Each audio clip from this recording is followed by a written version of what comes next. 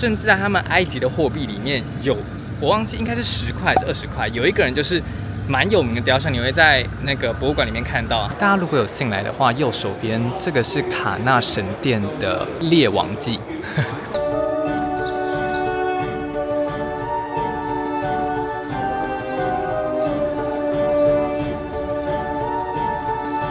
古埃及文里面是太阳神拉，所以拉美西施，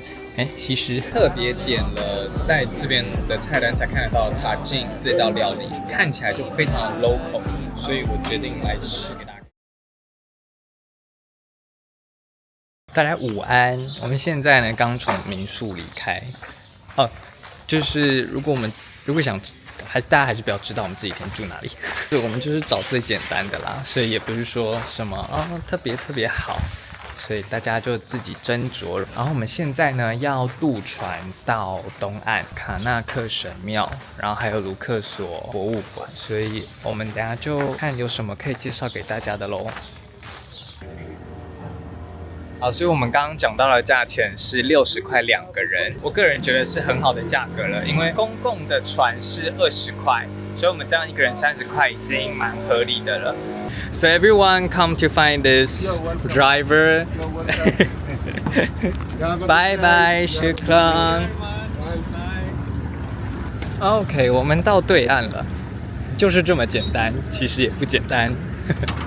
大家快看那个，发现了尼罗河海底的 papyrus。papyrus 呢，就是沙草纸。你在各大博物馆都会看到，因为沙草纸就是古埃及人他们用来抄写的，甚至在他们埃及的货币里面有，我忘记应该是10块还是20块，有一个人就是蛮有名的雕像，你会在那个博物馆里面看到，他就是一个人盘腿坐，然后手上在抄写那个用沙草纸抄写，所以蛮有名的，这算是当地一个精神象征的植物。左手边这个就是尼罗河的游轮，然后你可以选择，如果你还有要到那个亚斯文的话，阿斯旺，你可以从卢克索搭过去，你也可以搭回来。所以有的人会直接从开罗搭飞机到阿斯旺，从阿斯旺直接玩回来。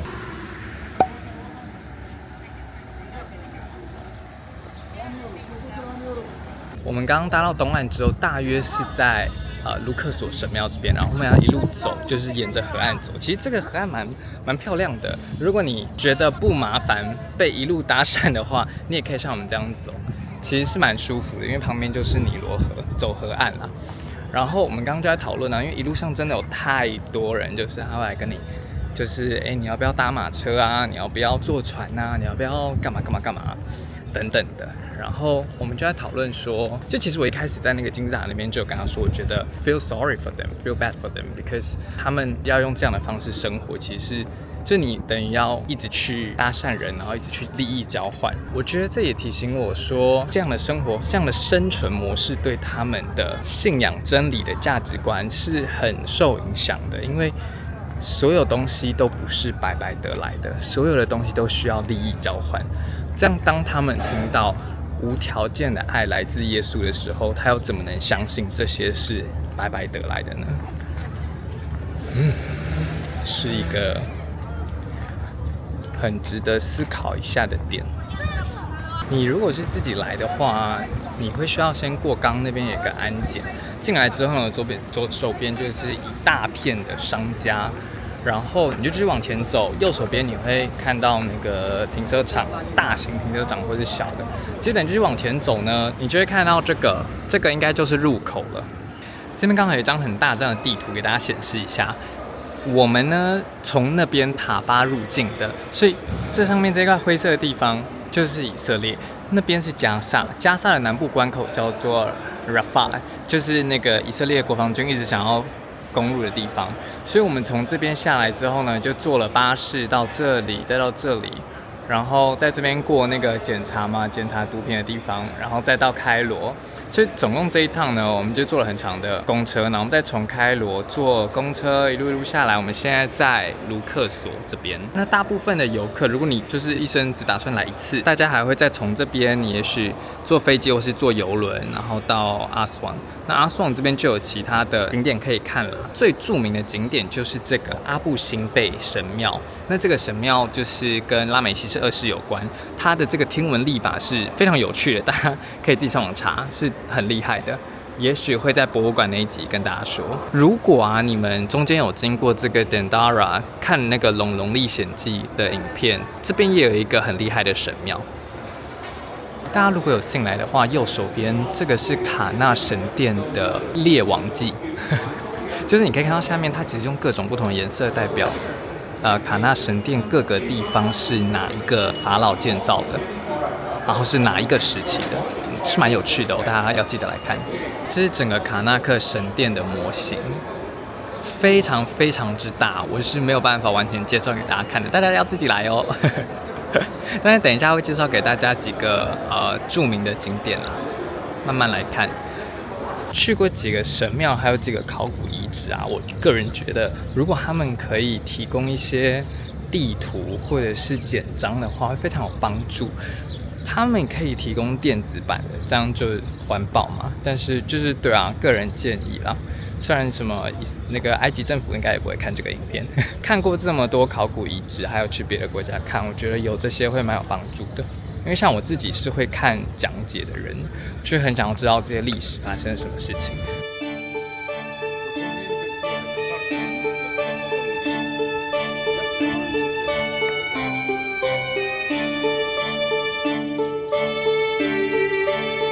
大家如果从我身后那个入口走进来，第一个比较大的广场呢，左手边就有赛提二世的小 chapel， 中间呢是塔阿卡的柱子，就是他建造的这些柱子。右手边是拉美西斯三世的神庙，现在就带大家去看拉美西斯三世的神庙。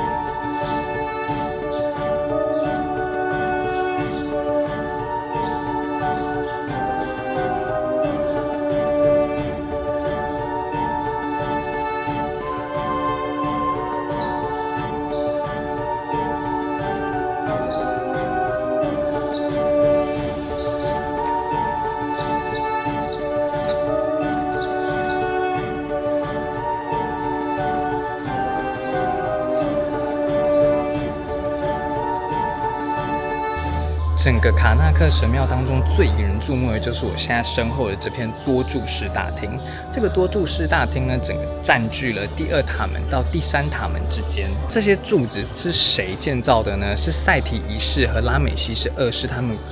在他们在位期间装饰的。所以如果你仔细看你可以看到各样的柱子上面都有他们的名字。现在我走的呢是中间的走道，总共有12根非常大的柱子。每一根呢高达24公尺，直接到天花板。那这样的高度呢是高过于其他的水平的，为的是要让光线可以透过天窗照进来。其他呢旁边总共有7侧，所有侧廊的柱子加起来总共有134根柱子。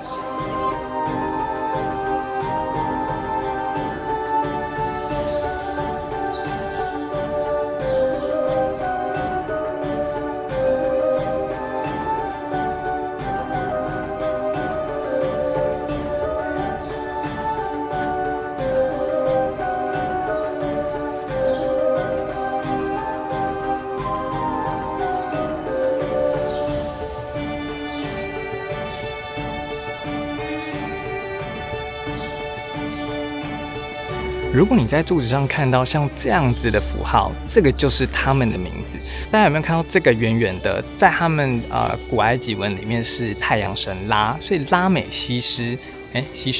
拉美西斯的名字就是这样来的。所以这个就是拉美西斯二世，我的天哪，拉美西斯二世的名字。另外告诉大家一个有趣的点，如果你看到他的人或者是他埃及文字的方向往哪边看，你就从哪边读回来。所以像我们刚刚看到上一个是反过来的，对不对？所以现在这个就是从左边读过来，因为你看它中间的这个人面向的方向是左边，你就要从左边读到右边。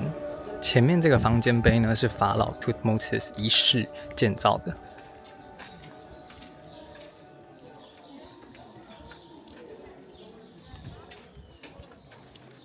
刚看完那个方尖碑啊，然后你穿过第4塔门进来，左手边你就会看到刚刚有讲到的这个 Hatshepsut 给阿蒙神的方尖碑。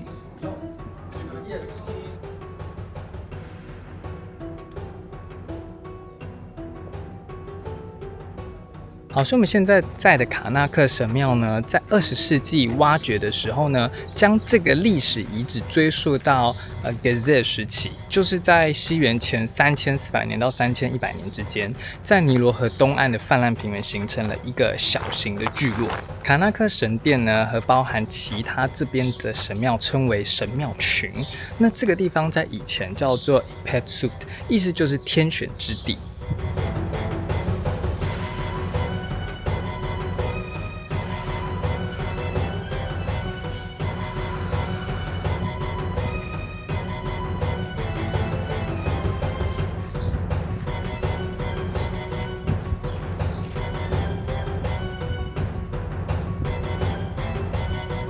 大家看眼前这个泳池，也是包含在整个神殿里面的哦。那这个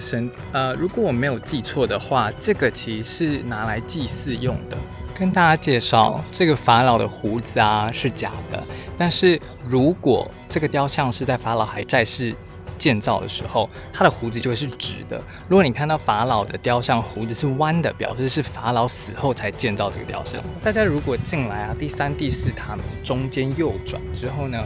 走出来这边也蛮多东西可以看的。接下来会是第7、第8、第9塔门，接下来就是你穿过这些塔门之后，你就会到 Amenhotep 2世的神庙。那后面还有蛮多可以看，但是这边有点太累，我就是先保留这个惊喜让大家自己看。大家快看，那个是传说中的你围绕不知道几圈就会有好运的圣甲虫。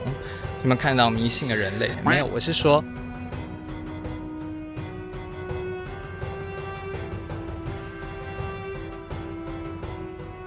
刚稍微看了一下解说，回来补给大家。这个湖呢，就是 Hatshepsut 时期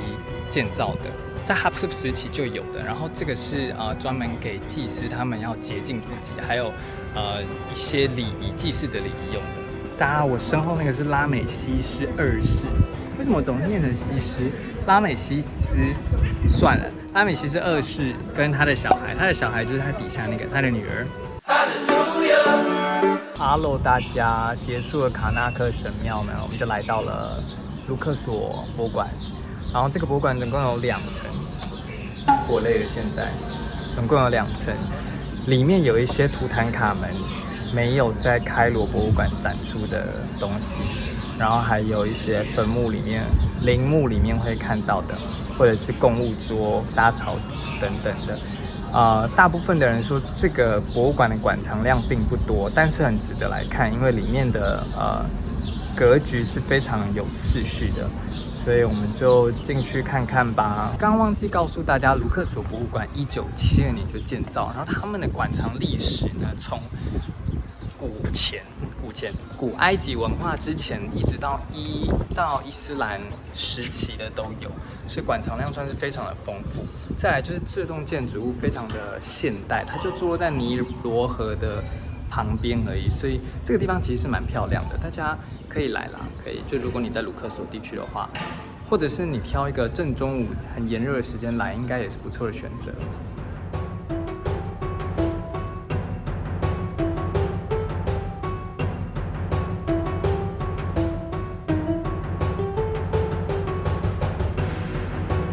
这个是 Thutmose 3世，他完成了一个巨大的神庙后纪念的，所以他头上戴的是一个比较特别的皇冠。这个跟上一个石碑一样，他们一样是在新皇国时期雕刻而成的，然后是用石灰岩。那这个代表的是，你看到这个就是君王的名字，对不对？这边总共有3个名字，就是 Thutmose 1、2、3世的名字都在这里。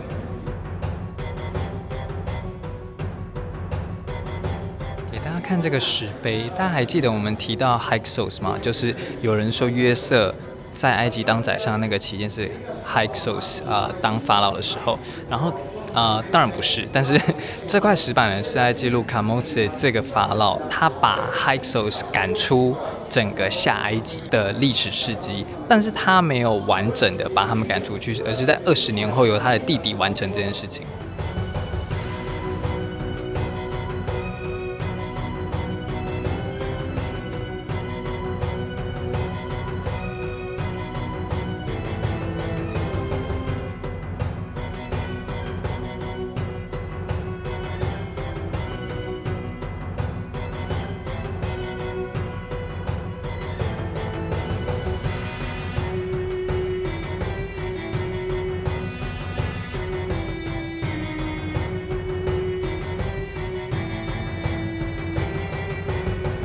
刚看完了整个卢克索博物馆，然后我觉得值得来的原因是它其实有蛮多馆藏是你在其他博物馆看不到的。当然它很多的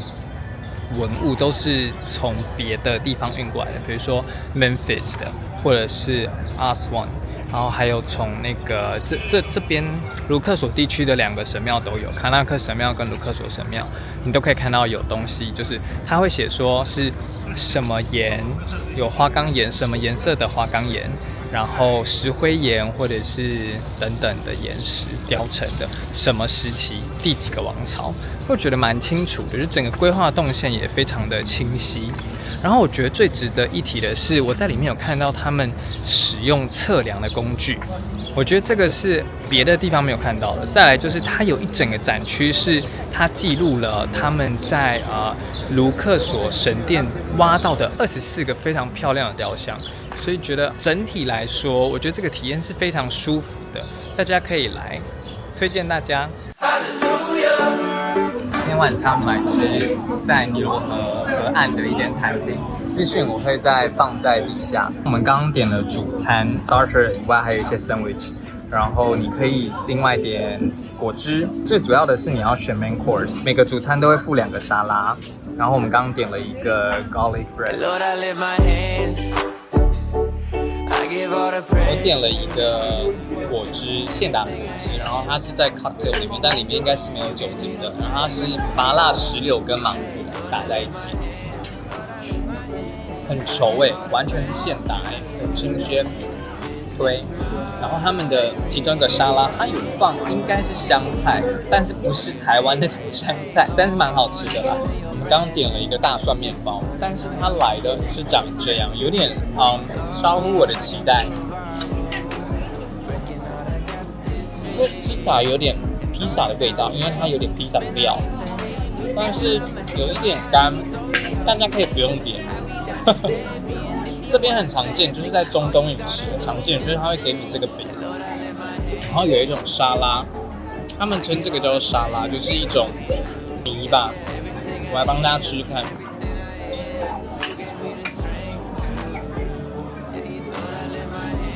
这个吃起来不错这个才有大上面也有 garlic flavor， 它一定还有加 tahini， 所以有吃到一点白芝麻的味道。这个蛮推荐的，它的其中一个抹酱是好吃的，出乎我意料。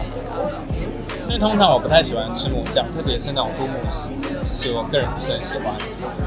但是这个蛮好吃的，特别点了在这边的菜单才看得到塔金这道料理，看起来就非常的 local， 所以我决定来吃给大家看。我点的是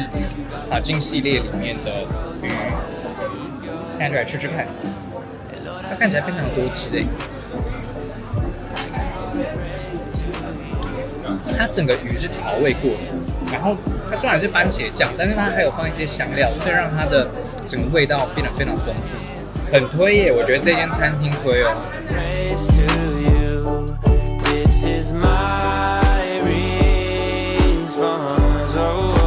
现在吃完饭，等一下就要坐船回去，又是一个讲价的过程了。总之，明天1点的公车，我们就要再坐9个小时回开罗，晚上11点到，1点的车从开罗再到塔巴，所以我们大概早上6、7点会到塔巴 Height， 在那边呢，我们就订了一个比较好的饭店，就是包3餐，然后有游泳池、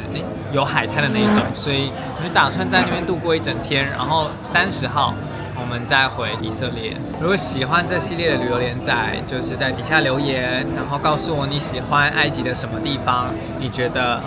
我拍的哪一些景很有趣，就是麻烦在底下留言告诉我，这样以后才可以看到更多。没有意外的话，放完暑假再回台湾前，应该还会再去2个国家，大家可以再期待一下旅游连载。就先这样咯，大家晚安。我朋友是讲价大王，他刚原本对方说250，然后他们一定会说现在这个时间没有这个价了，那个私人的一定都是这个价，我们就假装要走嘛，然后对方就说不然你要多少？然后他就说40，我真的听了自己都傻眼，你说40怎么敢说得出来？最后谈成50，他真的超厉害，一个人25，公共也才20而已，太强了，强者我朋友。Lord, I can feel revival, breaking all the captives free. And though it sounds crazy, man, I used to hate me till I met somebody who told me how he made me, how he died to save me. And if you want the same thing, all you gotta do is just say, Lord, I lift my hands, I give all the praise to you. Yeah, everything I